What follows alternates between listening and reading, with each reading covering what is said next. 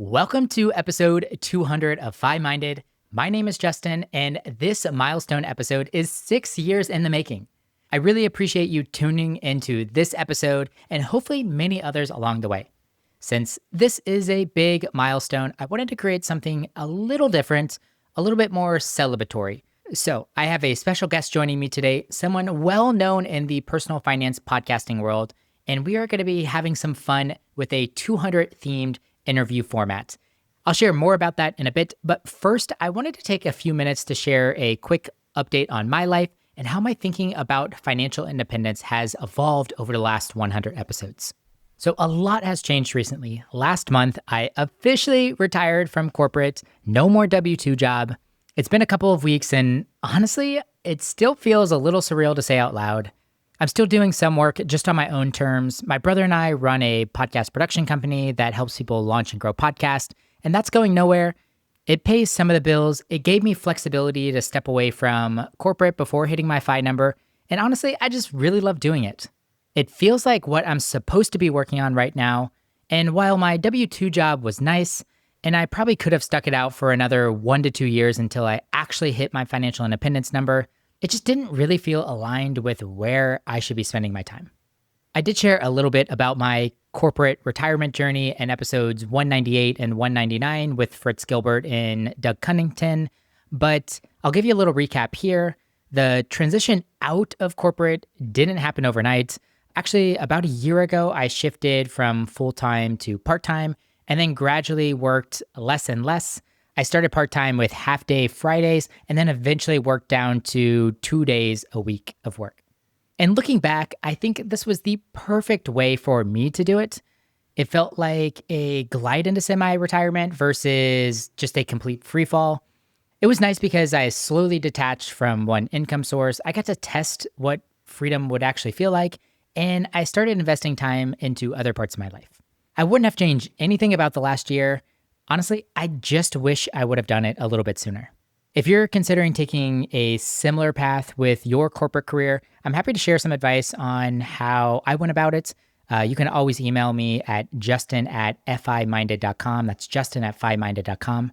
And now I'm in this interesting in-between phase. I don't quite feel like I have the rhythm of my new life yet, and it's a little unsettling as a type A personality like myself, but I'm trying to become okay with it and just embrace whatever life is going to throw at me. In the short term, I have a few things that I'm really excited about. The first one being that I signed up for an ultramarathon next month, so the training is starting to take a good chunk of my time. And my wife Gabby and I are planning to travel a lot more. We have trips planned to Michigan, Utah, Denver, Missouri, Thailand, and the big one, this fall, we are going to Bora Bora for our honeymoon. I know it's a little niche, but if you've been to Bora Bora before, I'd love any recommendations on things to do or food to try. A lot has changed, and one of the things that I'm really excited about is actually sharing more insight from life after FI on this podcast. Over the past year, especially during my transition from corporate to semi-retirement, I ran into a couple of things that I didn't expect, and honestly, I wish I would have known earlier. So I think those lessons can be really helpful if you're on a similar path, and I'm going to create some content around that here in the future. And I can already tell I'm going to learn a lot more in this next phase that I will bring back here as well. All right, since my last big update like this was on episode 100, I wanted to take a few minutes to reflect on the last 100 episodes, specifically what I've learned and what I'm trying to put into practice more. When I released episode 100 back in May 2023, so 3 years ago, my net worth was $312,000, and at the time, it didn't really feel like things were moving that fast. 2022 was a rough year in the market, and even though I was saving and investing really heavily, I wasn't seeing a ton of progress. I think from the beginning of 2022 until the beginning of 2023, I pretty much stayed flat and just worked against the markets all that year. Luckily, in 2023, 2024, the markets really started to pick up. But through that period when things were pretty stagnant, I really started to shift the way I was thinking. I began to have more conversations, not just about how to reach financial independence, which is super important and something I love to talk about, but also how to enjoy the process along the way. I realized that I couldn't just brute force my way to the goal. It was got to be a couple of years at least before I reached financial independence. and I wanted to make it a little bit more sustainable. So I had a lot of conversations with my 5 friends, and many of those actually turned into podcast episodes. So a few of my favorite conversations around this topic were episode 146 with Jackie Cummings-Kowski on how to make your FI journey fun. Then there was episode 160 with Carl Jensen on spending experiments and figuring out what actually brings you joy to spend money on. And then episode 190, that's a fan favorite with Joel Larsgaard on one of the hardest skills to learn in the financial independence journey, and that's learning when to stop. So after these conversations, I started to make a few different decisions. Throughout my FI journey, I actually took a 7-month mini retirement. I've moved twice, actually both times to higher cost of living areas. And I made it a priority to take at least one international trip a year and plenty of domestic trips. And now looking back mathematically, those decisions definitely slowed down my path to financial independence, but they made the journey way more enjoyable. And that led me to one of my biggest takeaways from the last 100 episodes. And that is that there's no perfect path to financial independence. There's just intentional trade-offs. For example, I moved from St. Louis to San Diego and then San Diego to Austin. And both cities, San Diego and Austin, are way more expensive than St. Louis, for sure. But that was a trade-off I was willing to make. But then at the same time, I offset some of those costs by having roommates for most of those years, which made housing way more affordable. I was okay with roommates. Other people, that might be a non-starter. Reaching financial independence is honestly just a series of decisions. And if you're intentional about it, you can design it in a way that lets you enjoy the process while still moving towards your goals. And the last big lesson I learned from episodes 100 through 199 is that the idea of FI is less about a number and more about options. I chased a FIRE number because I wanted more freedom and flexibility. But what I didn't fully appreciate at first is that you don't have to wait until you hit your number to start using some of the optionality that you're gaining along the way. My career is a good example of that. I was starting to feel burnt out in my W-2 job, but I wasn't ready to walk away completely. So instead, I asked to go part-time.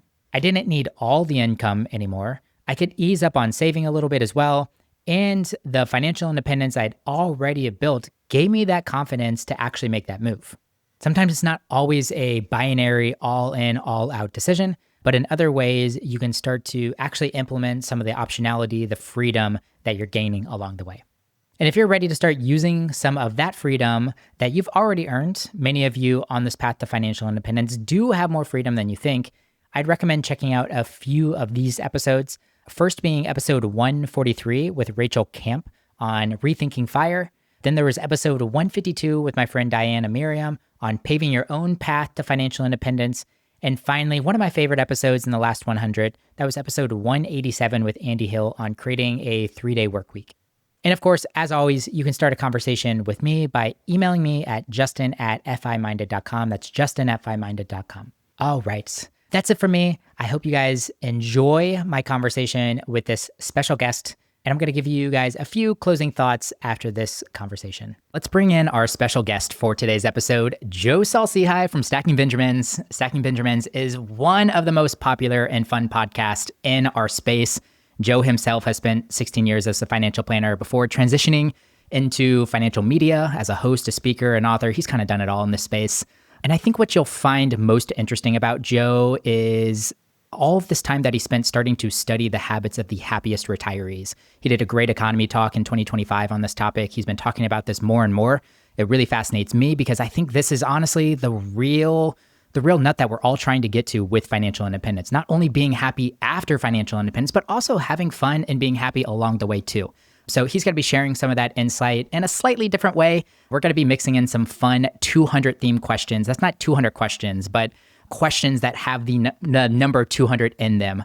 Some of them are going to be serious. Some of them are going to be ridiculous. But regardless, I know one thing, you're going to have a really fun time listening to this one. Here's my conversation with Joe Saul-Sehy. Let's say that someone on the path to financial independence talked to 200 retirees. What's something that they would hear again and again that might actually surprise them? That my happiness in retirement was less about money and less about healthcare, which is what they spent most of their time if they were diligent about planning. than some other factors. Specifically, and the Wall Street Journal did a piece about this in January, lifestyle design. Like, where am I going to spend my time? What am I going to do? And don't get me wrong, you need the money to do that. You need good healthcare to do that. You need to have activities that are keep you active, keep you healthy, that stuff. But spending time on what the Wall Street Journal calls, I love this word, mattering.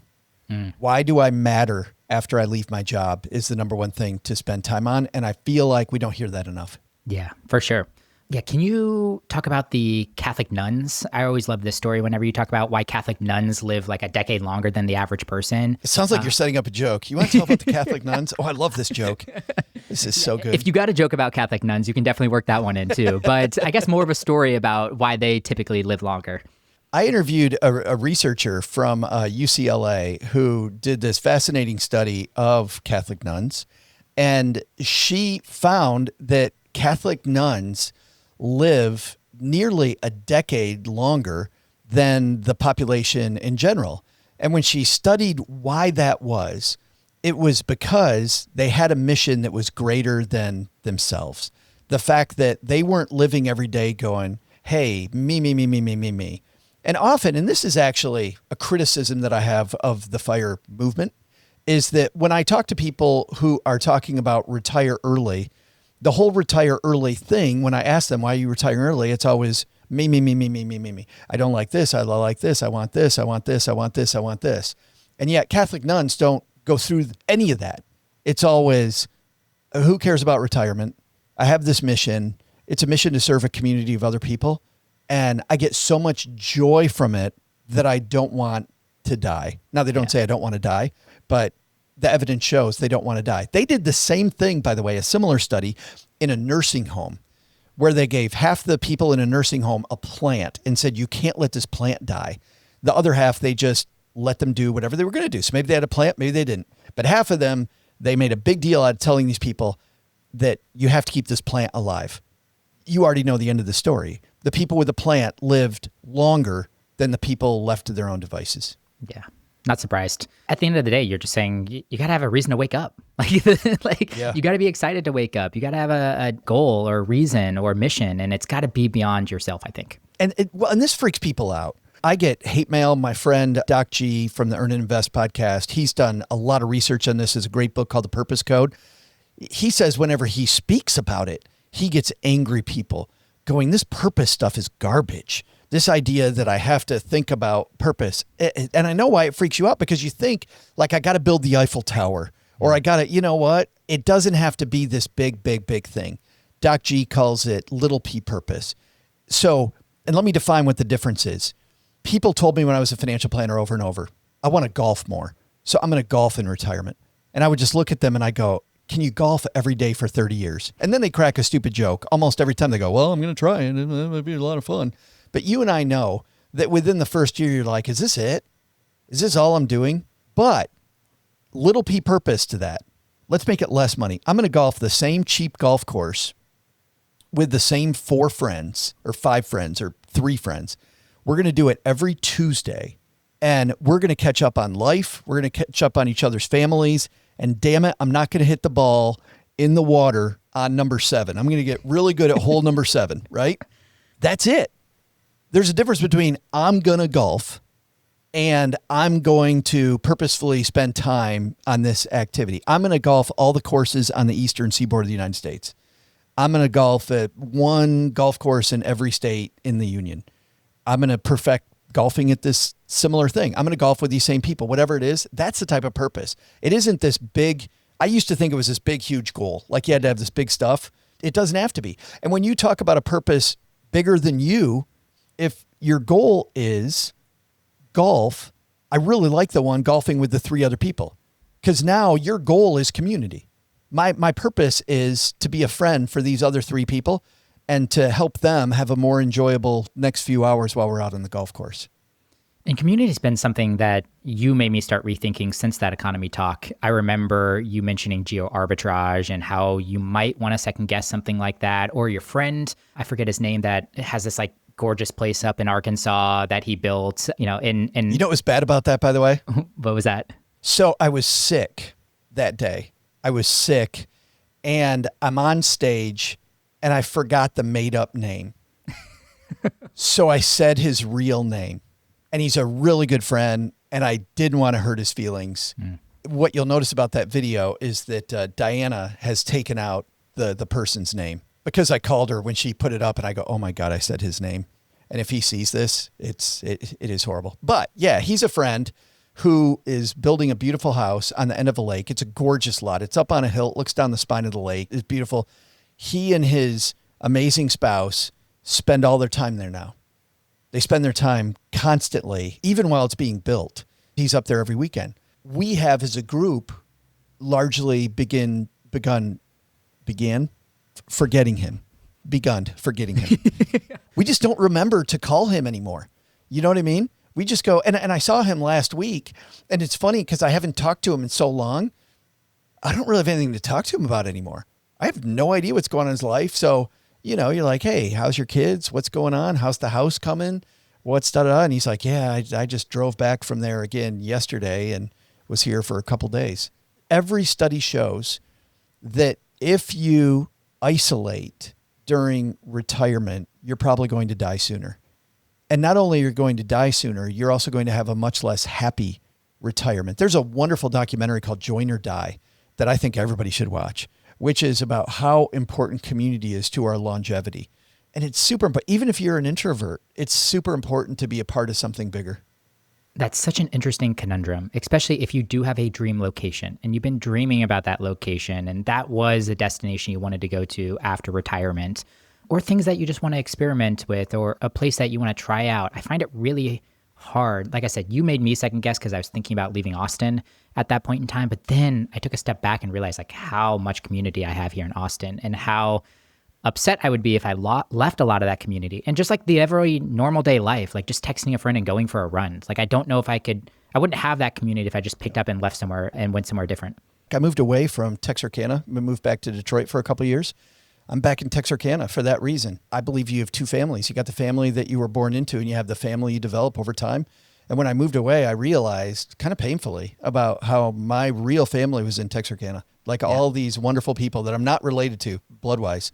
And man, is it a nice family. It is such just a warm, fuzzy place to live that I absolutely, absolutely love it here. And by the way, this doesn't mean that you can't geo-arbitrage. It just means I think you have to have a plan.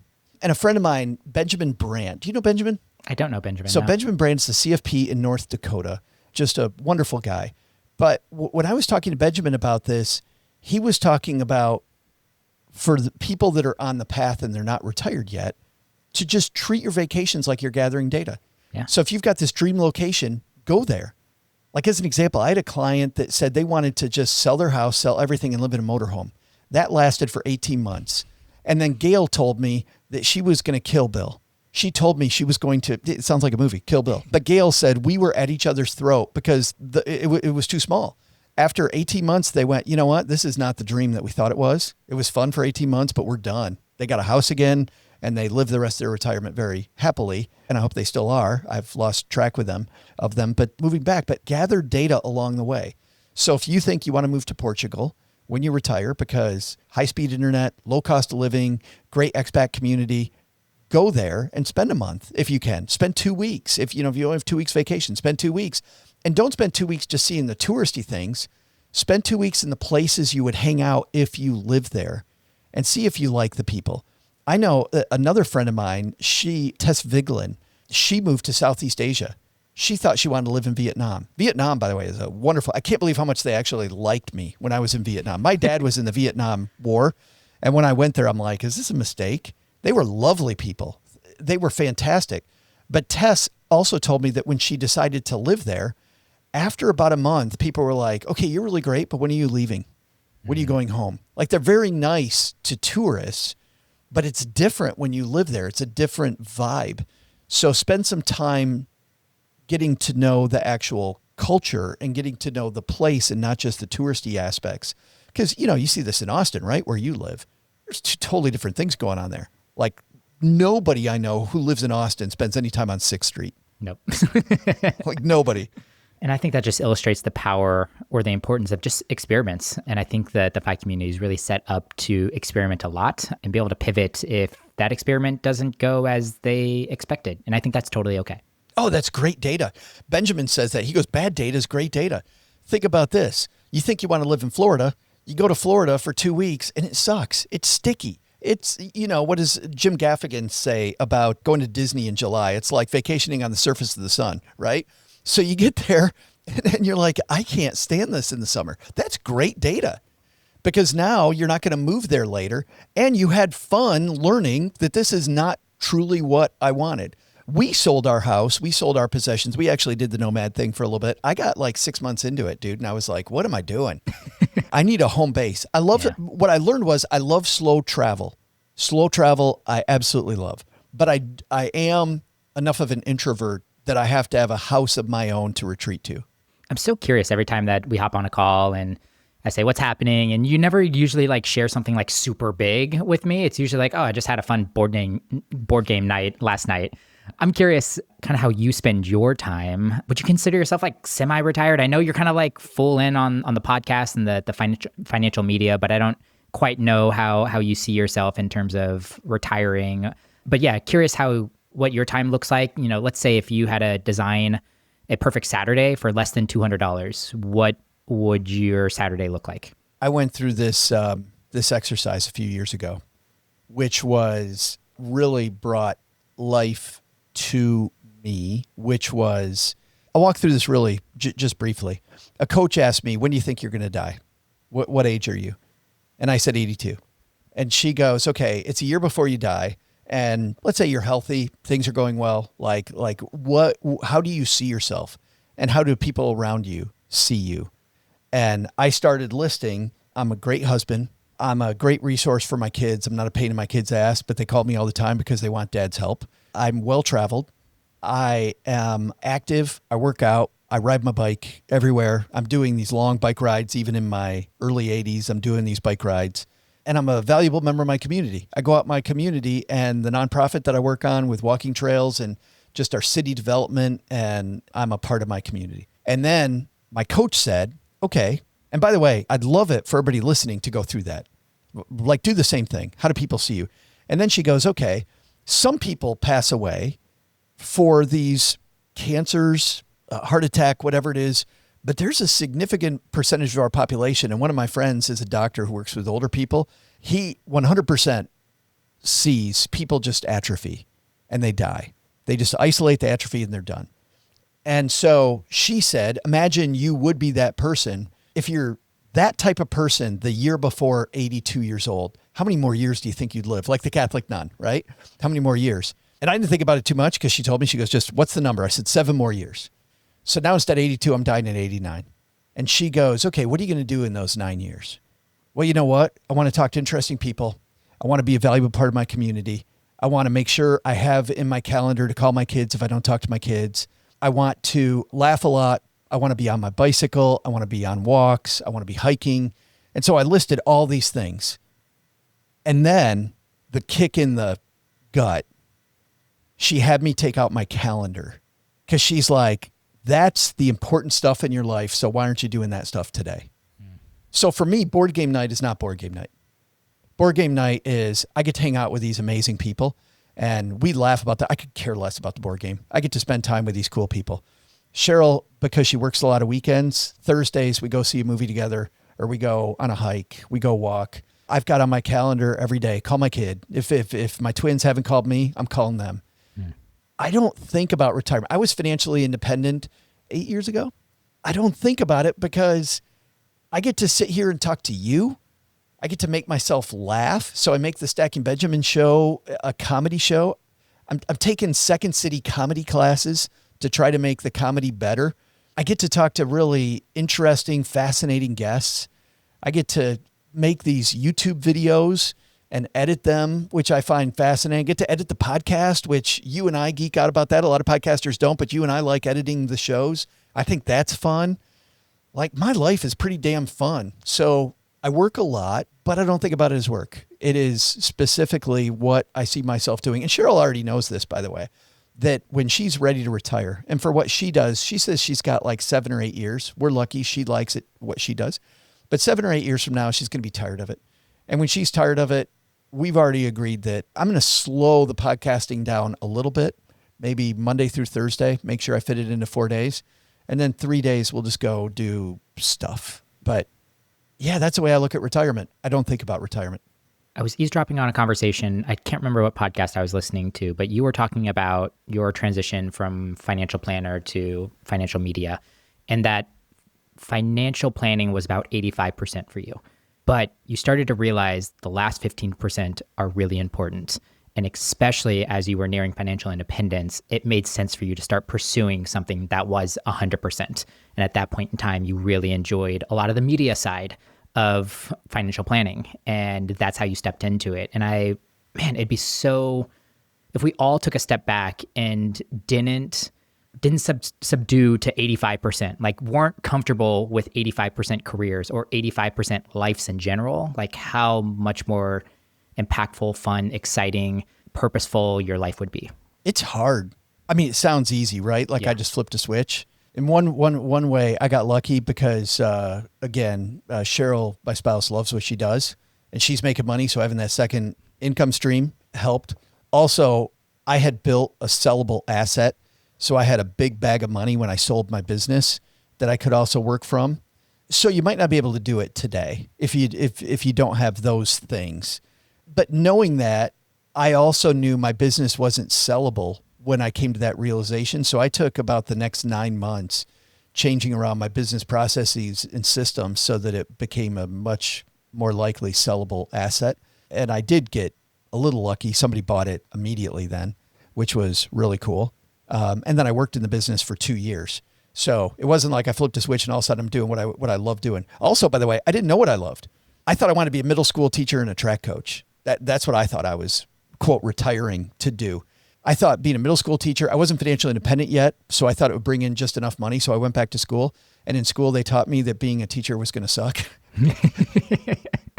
And then I thought, well, I get to teach people about money, and I get to do it my own way, which was pretty damn fun. So it became this journey of teacher, learning that, again, all data is good data, right? Learning that that's not for me. Teaching's for me, but maybe not traditional teaching is for me. Turn that into writing for other people, then writing for myself, turns into a blog. Blog went fine, went good, turned into the podcast, and then we were off and running. It feels like I shortchanged your journey there, but yeah, it is an evolution over many multiple changes and well, growth. Here's the thing. We're afraid to open the door. We're all afraid to open the next door because we feel like if I open this door, then these other 3 doors close to me. But I had a good coach tell me that if you never open the door, you're not going to get anywhere. Yeah. Because what we don't realize is when you open the door, so I would have never had the podcast had I had the blog. I would have never had the blog if I hadn't been writing for other people and saw blogging as maybe an opportunity.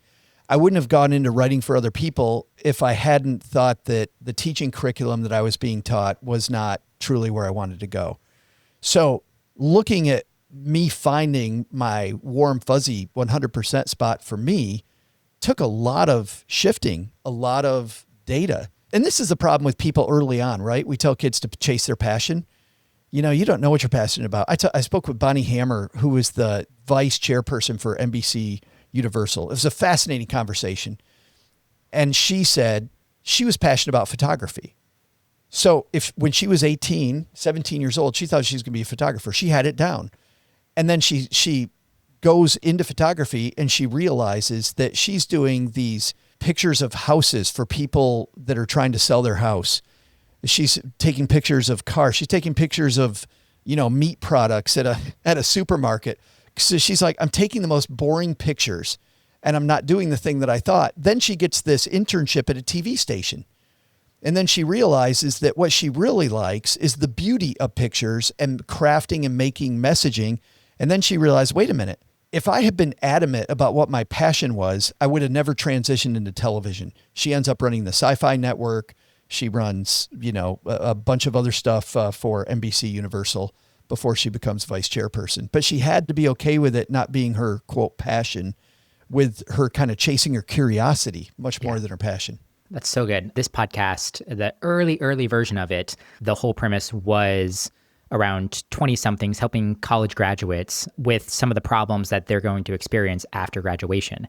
And one of the big themes or one of the big issues I kept seeing was this like messaging around pursuing your passion and figuring out your purpose and getting that career path, where I think 20-somethings should mostly be focused on curiosity and opening up as many doors as they potentially can, because you just don't know enough at that point in time to realize what you might actually be interested in, and honestly how two interests might blend together, or how you could get started on a path that might lead you to where you ultimately want to be. And it was like, I was furious about this in my 20s, and I realized other 20-somethings were furious, especially as they got sold this bill of goods. Then they went to school for 4 years to study this, and then they started working in that career path for 2 years. And then they had this like crisis at 25, 26, and they're like, I fucking hate everything about this career.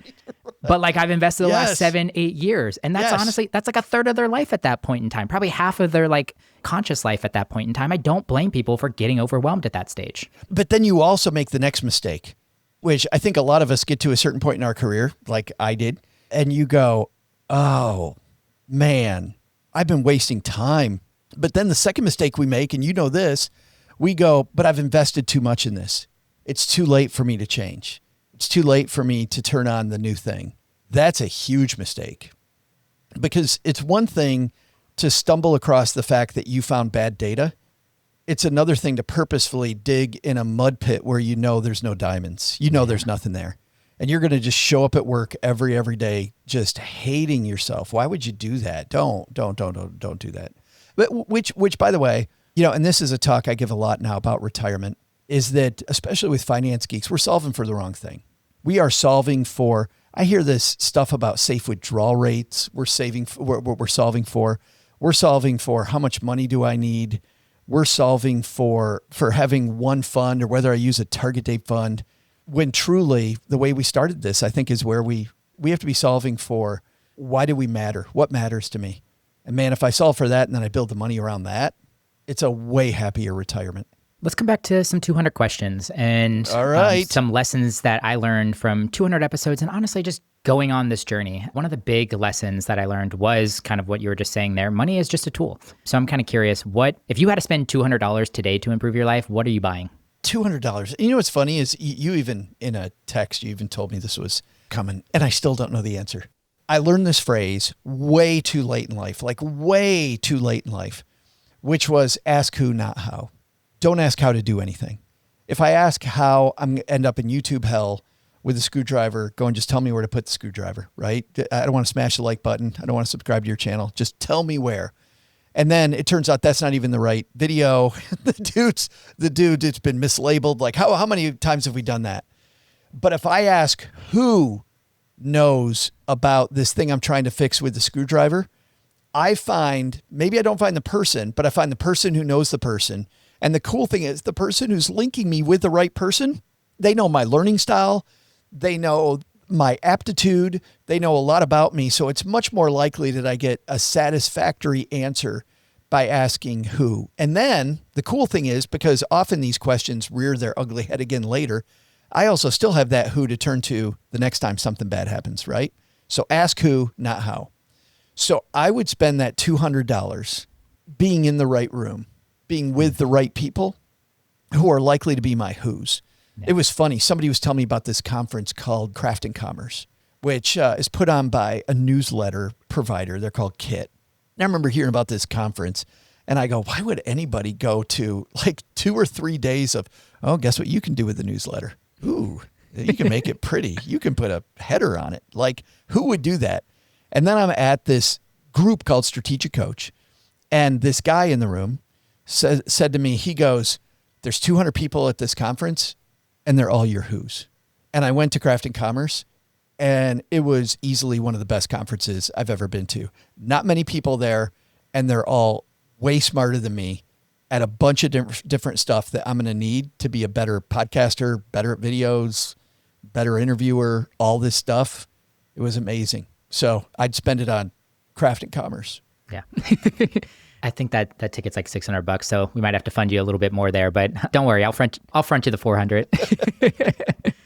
Another lesson that I learned is that you just have to get comfortable that every decision that you make is not going to be the optimal decision. Sometimes that's spending stuff that just brings you joy, but doesn't necessarily bring you more safe withdrawal rates or whatever. But I would spend it on education. Audible is just so amazing. Like, we think we don't have access to people. We have more access than we've ever had between YouTube and Audible and podcast. So if somebody has written the best book on a topic that I want to learn about, I'm going to spend it on Audible credits. How about that one? $200 on Audible credits. That's a good one. I was kind of thinking through the 200. I'd probably answer it indirectly because it would change every single day. But today I want to spend $200. I'm going out to dinner with two of my best friends, and my wife is coming with us, and I'm just going to pick up the tab. And like that, that's how I want to spend my $200 today. And that would bring me a lot of joy and fun. And I know they're saving for a wedding right now, and they're kind of in a tough place. And we asked them to go out to a pretty nice meal. And it was nice that they could just say yes and not necessarily have to worry about the money issues to all of this. Oh, do they know you're picking up the tab? Yep, they know. I told them we got a gift card. Oh, good. Good. Yes, you took the pressure off right away. Exactly. That's nice. Yeah, but it's also fun to surprise them. Yeah. What about something that would cost you $200 that you'd buy that's completely ridiculous? Like maybe a recent purchase that you made that you're just like, this was ridiculous, but this was fun and I wanted to spend this money. No, you know what's super cool? Actually, we talked about Benjamin Brandt earlier. Mm-hmm. Benjamin did this when I visited him in North Dakota. He took Cheryl and I, and my daughter Autumn was with us, and his fantastic spouse took us to dinner. And we go to dinner, and at the end of dinner, the waiter comes around and goes, dessert? And Benjamin looks at the waiter dude and goes, we'll have all of them. Whoa. We go, that's what? Fine. So like 7 desserts come out, and we all take our forks, and he goes, I hope you don't mind. I just think this is really fun that we just taste test all of them. And so we spent probably another 45 minutes talking and laughing at this restaurant by buying 7 desserts, completely, quote, a waste of money. But it's also this experience that cost less than $200 that made the night. It was already a great night. It went to a night that I'm talking about on your podcast because it was so fun. So I think that's what I do. It's a super thing. I've done it twice since then with people. And that one, you do hide until the end. And when the waiter comes, you just see everybody's head turn around like yours did. Yeah. Like, I wish people could see the video on this because you went, what? Yes. Because mine did. I was like, excuse me? So buy dessert for everybody. There it is. 200. What would you do? Something ridiculous. I'm really into Pokemon cards right now, so I definitely probably just buy $200 worth of Pokemon cards, go over to my best friend's house, and we would just open them all up. He really wants to play this game where we get a bunch of packs, and if you don't get what's called a chase card, a good card in the pack, then you have to take a shot, and then we're going to go out after that. So he's like, let's buy a bunch of packs pregame at my place, and then go out afterwards. I love that idea. And it would be ridiculous, but it would be fun. That's fantastic. I got into Magic for a while, and then I realized what a money pit that was going to be. And especially with my personality, because I have a spender personality, I'm like, I can't play Magic. Well, Joe, you got an awesome podcast called Stacking Benjamins. I'd be surprised if someone's listening to this that doesn't know your show. But if they don't, or they haven't checked it out in a while, if someone listened to 200 episodes of Stacking Benjamins, what do you hope that they would do differently after those 200 episodes? I hope that you get a little more courage by hearing the different people you've been on the show, by hearing the people on the show who are these normal, everyday people who are often doing extraordinary stuff, and by hearing their stories of overcoming obstacles. You know, and some people just are amazing doing stuff I would never do. Jen Drummond climbed the second highest peaks on all the different continents. Insane. Which is often harder than the highest peak because of the fact that the highest peak, like Everest, has a huge community of people that help people climb Everest. You see those long, horrible lines of people going up the slope. But often the second, it's like the middle kid. It's ignored, the people not paying attention. So initially, I remember when we even scheduled her, people on our team said, why are we scheduling a mountain climber? I'm like, because if Jen can climb the second highest peak, our stackers can open a Roth IRA. And I know how intimidating it is to look at this paperwork for the first time and to go, do I really want to, am I going to do this? You press that button to invest for the first time. So I'm hoping people get a little courage. That's what I'm hoping for. Once again, folks, this is Joe Saul-Sehy, Stacking Benjamins. You can find him on all the podcast players that are out there. Joe, man, so fun having you on the show. Hopefully you're going to be somewhere in the 200 to 300 range too for us. Dude, by the way, congratulations on 200. For people that don't podcast, which is 99.9% of this audience, you've no idea how hard it is to get to 200 episodes. It is so hard. The average podcast lasts 7 episodes. So 200 is a testament, man, to the thing that you built here and how awesome it is. Love, love, love it. It's been a journey, and I'm coming for Stacking Benjamins. Hopefully we can get you at some point in time once you start slowing down. Bring it, man. Bring it. Joe was such an amazing fit for episode 200. He's a great sport. He was willing to play along with my 200 themed episode there, but he also had a real impact on this show. He mentored me last year and spent a lot of time helping me improve this podcast for you. So one idea from the conversation that I'm trying to take to heart is this. A lot of our happiness comes from spending time with other people. And Joe knows this, and we've talked about this tons. So I'm trying to be more intentional about that. Whether it's where I live or how I travel or the hobbies that I choose, just finding more ways to be around people that I care about is something that's super important to me right now. And if I'm being honest, relationships was something I neglected a bit on my path to financial independence. And with this next phase, I really want to correct that. As I was working towards FI, it was easy to get caught up in optimizing, working more, saving more, saying no to things that cost money. But of course, there's a balance, and that's something that I'm continuing trying to learn, even as I enter my semi-retirement life. So as I'm closing up this conversation here, hearing from you is one of my favorite parts of doing this podcast. So if you're up for it, I'd love if you sent me an email, justin@fiminded.com, and just told me a little bit about the phase of the FI journey that you're in right now and what you feel like you're struggling with the most related to your specific journey. So once again, send me an email, justin@fiminded.com. And with that, thank you for being here. Whether this is your first episode or your 200th, I really appreciate you listening. Good luck on your path to financial independence, and don't forget to have fun along the way.